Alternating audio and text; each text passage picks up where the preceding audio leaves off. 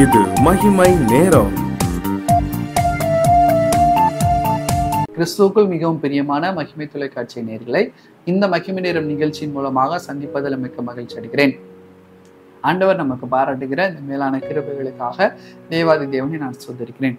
இந்த வாரத்திலும் கூட அர்த்தமுள்ள கிறிஸ்தவ வாழ்க்கை வாழ்வதை குறித்து நாம் தியானித்துக் கொண்டிருக்கிறோம். நம்முடைய வாழ்க்கையை எப்படி அர்த்தமுள்ள வாழ்க்கையாய் மாற்ற முடியும், எப்படி நாம் வாழ முடியும் என்று சொல்லி வேதத்தின் அடிப்படையில் நாம் தியானித்துக் கொண்டிருக்கிறோம். அது பிரகாரமா இன்னைக்கு கடைசியாக நம்முடைய இலக்கு என்ன என்பதை நாம் புரிந்து உணர்ந்து அதை நோக்கி செயல்படும் போது நம்முடைய வாழ்க்கை அர்த்தமுள்ளதா இருக்கிறதுன்னு சொல்லி நாம் பார்க்கிறோம். பவுல் அப்படிதான் செயல்பட்டார். எனவேதான் அவருடைய வாழ்க்கை அர்த்தமுள்ளதா இருந்தது. பிலிப்பியருக்கு எழுதின நிருபம் 4வது அதிகாரம் 3வது அதிகாரம் 20வது வசனத்துல இப்படியாக சொல்லி இருக்கிறது, நம்முடைய குடியிருப்போ பரலோகத்தில் இருக்கிறது, அங்கே இருந்து கர்த்தராய் இயேசு கிறிஸ்து எனும் இரட்சகர் வர எதிர்பார்த்து கொண்டிருக்கிறோம். பவுல் சொல்லுகிறாரு, என்னுடைய டெஸ்டினேஷன், என்னுடைய குடியிருப்பு எங்க இருக்குது?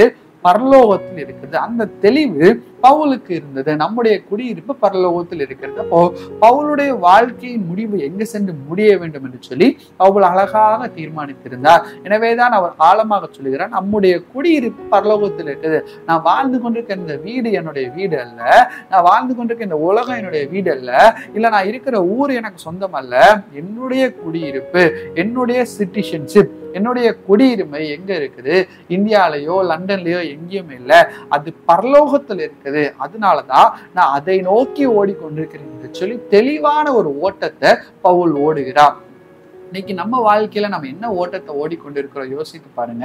இன்னைக்கு நான் வாழ்ந்து கொண்டிருக்கிற இந்த உலகம் தான் என்னுடைய உலகம் நான் யோசித்து கொண்டிருந்து இந்த உலகத்திற்குரிய காரியங்களை நான் மயங்கி இந்த உலகத்திற்குரிய காரியங்களை நான் செயல்பட்டு சிந்தித்து கொண்டிருப்பேன் என்று சொன்னா என்னுடைய வாழ்க்கை அர்த்தமுள்ள வாழ்க்கை அல்ல. ஆனால் இந்த வாழ்க்கையை ஒரு டெஸ்ட் பீரியட், இது ஒரு தேர்வின் காலம். இந்த தேர்வின் காலத்துல நான் தேர்ச்சி பெற்றால் என்னுடைய குடியிருப்பாகி அந்த பரலோகத்தை நான் பெற்றுக்கொள்ள முடியும் என்கிறதான ஒரு வாஞ்சை, ஒரு வல்லமை, ஒரு விசுவாசம் எனக்குள்ளாக இருக்குமானால் அதை நோக்கி நான் ஓடுவேன். ஆனால் என்னுடைய வாழ்க்கையில ஒரு அர்த்தமுள்ள வாழ்க்கை நான் வாழ்ந்து கொண்டிருக்கிறேன் என்று சொல்ல முடியும். பிரியமானவர்களே, இன்னைக்கு நம்முடைய வாழ்க்கை எப்படி இருக்கிறத யோசித்து பாருங்க.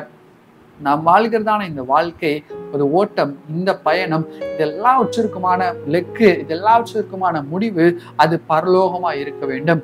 அது பரலோகமா இருக்க வேண்டும். 2 பேர் மாத்திரம்தான் வேதாகமத்துல என்னுடைய ஓட்டத்தை நான் ஓடி முடித்தேன் என்று சொல்லி இருக்கிறாங்க. 2 பேர் மாத்திரம்தான். அந்த 2 பேர் யார் என்று சொன்னா, முதலாவது ஆண்டவராய் இயேசு கிறிஸ்து, 2வது பவுல். ஆண்டவராய் இயேசு கிறிஸ்து, பிதாவே நீர் எனக்கு நியமித்திருக்கிற கிரியைகளை நான் செய்து முடித்தேன் என்று சொல்லி உம்முடைய கைகளில் என் ஆவியை ஒப்பு கொடுக்கிறேன் என்று சொல்லி இயேசு கிறிஸ்து சொல்றதை நம்ம பார்க்கலாம். யோவான் 17வது அதிகாரம் 4வது வசனத்துல இப்படியாக ஆண்டவர் சொல்லுகிறார், உம்முடைய நாமத்தை மகிமைப்படுத்தும்படி நீர் இந்த உலகத்துல எனக்கு நியமித்திருக்கிறதான கிரியைகளை நான் நியமித்து முடித்தேன். பிதாவே, உலகம் உண்டாகிறதுக்கு முன்னே உம்மிடத்தில் எனக்கு உண்டாயிருந்த மகிமையினாலே இப்பொழுது நீர் என்னை உம்மிடத்தில் மகிமைப்படுத்தும். 4வது வசனம், பூமியிலே நான் உம்மை மகிமைப்படுத்தினேன், நான் செய்யும்படி நீர் எனக்கு நியமித்த கிரியையை செய்து முடித்தேன். ஆண்டவராய் இயேசு கிறிஸ்து ஒரு நிச்சயத்தை அவர் சொல்லுகிறார் என்று சொன்னா, இந்த உலகத்துல எனக்கான ஓட்டம் முடிந்தது, பரலோகத்தின் வாசல் எனக்கு திறந்திருக்கிறது, அந்த வாசலை நான் காண்கிறதுனால முடித்தேன்னு சொல்லுகிறார். அதே போலதான் பவுலும் சொல்லுகிறார், ஆண்டவர் எனக்கு நியமித்திருக்கிற அந்த ஓட்டத்துல நான் பொறுமையோடு கூட ஓடினேன், நான் ஓட்டத்தை முடித்தேன் என்று சொல்லி பவுல் தெளிவாக 2 தீமோத்தேயு 4வது அதிகாரம் 7வது வசனத்துல சொல்வதை நாம் பார்க்க முடியும். 2 தீமோத்தேயு 4:7 சொல்வது, நல்ல போராட்டத்தை நான் போராடினேன், விசுவாசத்தை ஓட்டத்தை முடித்தேன், விசுவாசத்தை காத்து கொண்டேன். இந்த விசுவாச ஓட்டத்தை நான் முடித்தேன் என்று சொல்லி பவுலால் எப்படி சொல்ல முடிந்தது? அவருடைய ஆவிக்குரிய கண்களால் அவர் பரலோகத்தை பார்க்க முடிந்தது. எனவேதான் விசுவாச ஓட்டத்தை நான் முடித்தேன் என்று சொல்லி பவுல் சொல்லுகிறார். இன்னைக்கு நம்முடைய லெக்கை அவர் அழகாக அறிந்திருந்ததுனால அந்த லெக்கை நான் அடைந்தாயிற்று என்று சொல்லி அவர் உணர்ந்து கொண்டு என்னுடைய ஓட்டத்தை நான் முடித்தேன் சொல்கிறார். இன்னைக்கு நம்மால் அப்படி சொல்ல முடியுமா? நம்ம ஓடிக்கொண்டிருக்கிறோம், ஏதோ நான் ஓடுறேன், ஆண்டவர் எடுக்கிறப்பா எடுத்துக்கிட்டோம்னு சொன்னா அது அல்ல.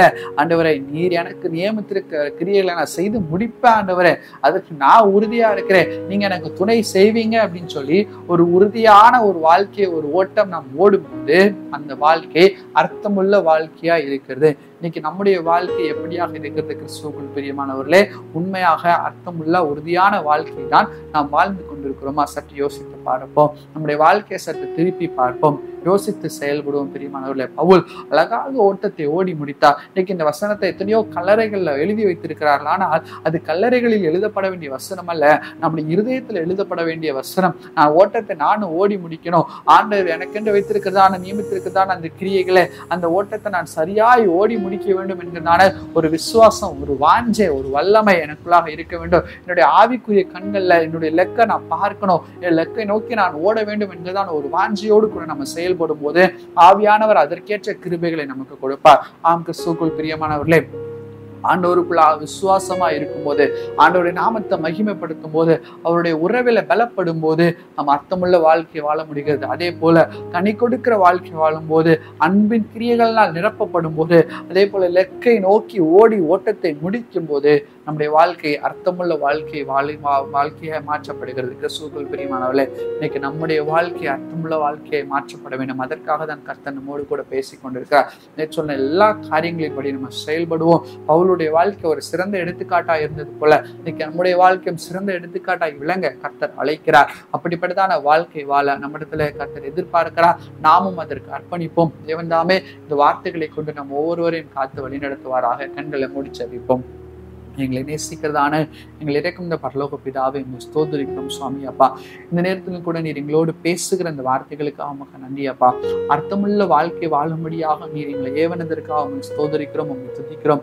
அதற்காக அழைக்கப்பட்டிருக்கிறோம் என்பதை நாங்கள் உணர்ந்து செயல்படுகிறோம் அப்பா. உங்களை துதிக்கிறோம் அப்பா, நன்றியோடு கூட துதிக்கிறோம். ஆவியானவரே, உடைய வல்லமை, உடைய கிருபை, உடைய தயவு எங்களோடு கூட இருக்கிறதுக்காக உமக்கு கோடி ஸ்தோத்திரங்களை ஏறெடுக்கிறோம் சுவாமி. உங்களை துதிக்கிறோம் அப்பா. எங்களுடைய வாழ்க்கையும் நீர் அர்த்தமுள்ள வாழ்க்கையா நீர் மாற்றும்படியா ஜெபிக்கிறோம் அப்பா. ஆண்டவரே சப்பா, பவுலை போல நாங்களும் சொல்ல முடியும் ஆண்டவரே, உங்களுடைய ஓட்டத்தை ஓடி முடித்தேன், விசுவாசத்தை காத்துக்கொண்டேன் என்று சொல்லி உண்மையா உற்சாகமாய் ஆண்டவரே அப்பா ஆவிக்குரிய வாழ்க்கையில நாங்கள் சொல்ல நீர் கிருபை செய்யும்படியா ஜெபிக்கிறோம் அப்பா. கர்த்தாவே, நீர் அப்படி செய்வதற்காக உமக்கு நன்றி செலுத்துகிறோம். உமக்கே துதிகன மகிமை ஏறெடுக்கிறோம். மீன்பராமி மூலம் ஜெபிக்கிறோம் எங்கள் ஜெபங்களும் நல்ல பிதாவே. ஆமேன், ஆமேன்.